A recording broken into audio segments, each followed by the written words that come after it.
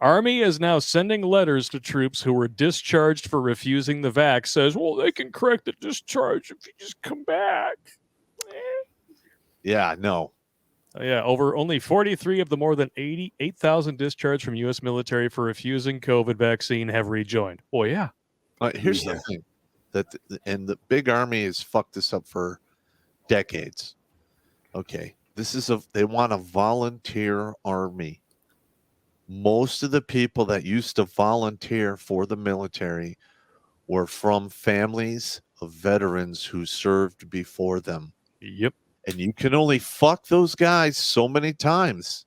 Make them take experimental vaccines, do all kinds of other horse shit to them. And there's no guarantee that you'll even get to stay in to get your retirement under the old system, because at any given time, your battalion commander could say, you know what, we're not re-enlisting you. You're done. And you could have 15, 16 years in, and you have a battalion commander. Hey, no, you're done here. They won't give you a reason. It's very hard to fight. And you can only do that for so long before you have people like me. I cannot in good conscience recommend that the youth of today go into the service unless it is their absolute last option. Yeah. So yes, they've been missing their recruiting numbers since 2014, and then there was a couple of years before that where it was sporadic. But they're going to have to go to the draft now, because this whole 401k, while you're in the Army, you're not going to retire on that. You'll be lucky to get do 20 years in the service and have like 350, 400K in that thing. And most of it will get stuck in there in the last 5 years of your fucking career, because you don't get paid enough to put money into it to make it viable from the very beginning. Now, I used to work in finance. I know how this shit works. Yeah. It's an absolute travesty. They're going to have to go back to the draft because they've royally fucked the model that was for a volunteer army. Yeah. They treat them like absolute shit. Yeah. Just blows my damn mind. Well, what are your thoughts on this, Skid? Because this is just egregious. Everything Pop said is absolutely true. And don't forget, as far as dissatisfiers go, I mean, yeah, everything you said, but then throw in like guys are guys, and guys want to be part of a hierarchy that's based on merit. Mm-hmm. And when you're promoting people not based on merit, on diversity, inclusion, whatever goddamn bullshit there is, guys don't want that.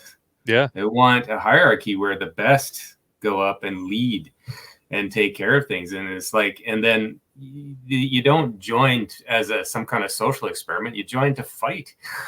You know, guys want to be part of a fighting spirit, and then it's like, oh, but that's all toxically masculine now. It's just like, are you crazy?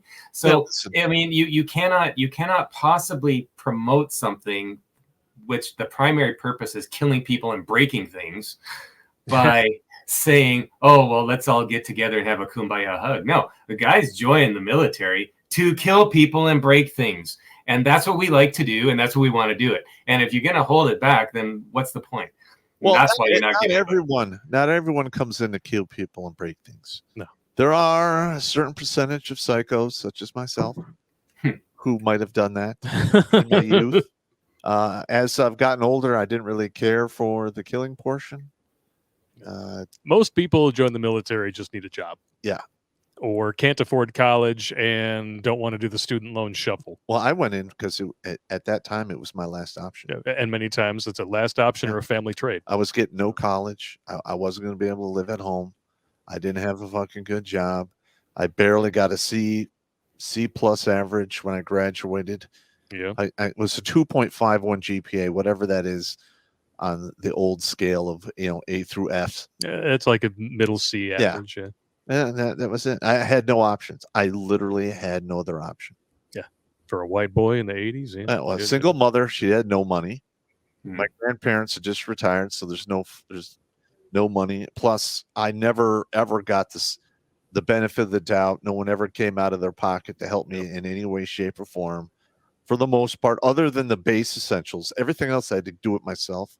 I had to fucking figure it out. And I learned these lessons early, that no one's coming to my fucking rescue. I need to rescue myself. Very good. And that's why I went to the Army. That's going to be a great segue later on to the talk that I'm going to give you. Oh, yeah. Yeah. You mentioned the DEI bullshit, and it should just be called DIE because it's exactly what it's going to do to the country. So essentially, we messed up. We're sorry. Maybe if you come back, we'll make it right. I'm sorry, but that ship has sailed with your dog people and your newfound woke ideology. I don't think it's just the vax mandates that are keeping these soldiers away. You dishonored them with these discharges, and now you want to take it back. Oh, and on the woke stuff, note what this retired Army sergeant shared on X. The Biden administration is still opposed to tuition forgiveness for cadets at West Point and other military academies, but wants to fund DEI programs. I can't imagine how that's going to go down. It's almost as if this really shouldn't be a deep fake. It's already happening. AI devices are being used to deceive people. Deep fakes. So anyway, I just want everyone to know that I'm a corrupt piece of shit. Fuck Joe Biden and bring back Trump. Nice. Watch Grunt Speak live every Tuesday and Thursday at 8 p.m. Eastern. And if you want to join Pop for Supporters Sundays, go to redonkulous.com/donate and make a monthly pledge. A link is in the Meat Gazer box.